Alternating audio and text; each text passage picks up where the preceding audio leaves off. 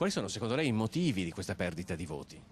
Ma sicuramente il primo è il tentennamento del governo sulla questione dell'autonomia e di questo tutti al nord ce ne dispiacciamo ed è stato percepito male. Che la bozza fosse scritta bene o male, con contenuti in un senso o nell'altro, comunque la percezione che si è data è di un tentennamento e di questo l'abbiamo pagato molto al nord, soprattutto qui in Veneto.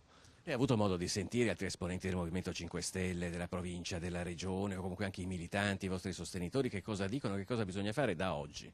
Ma per ora c'è molto rammarico nelle chat, noi abbiamo molte chat insomma ai vari livelli e c'è molto rammarico. Sicuramente c'è da fare una seria riflessione, tante riflessioni non sono state fatte in passato, ogni volta che c'è stato un voto magari non troppo positivo ci si è passati sopra.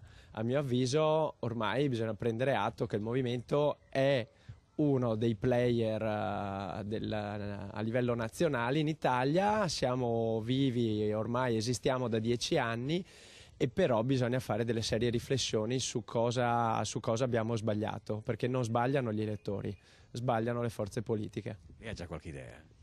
Ma Si è sbagliato oltre all'autonomia? Sicuramente c'è la questione dell'autonomia, il reddito di cittadinanza purtroppo che è passato come una misura assistenziale, quindi con un forte contenuto negativo qui al nord e erroneamente, ed per quello che è la mia visione.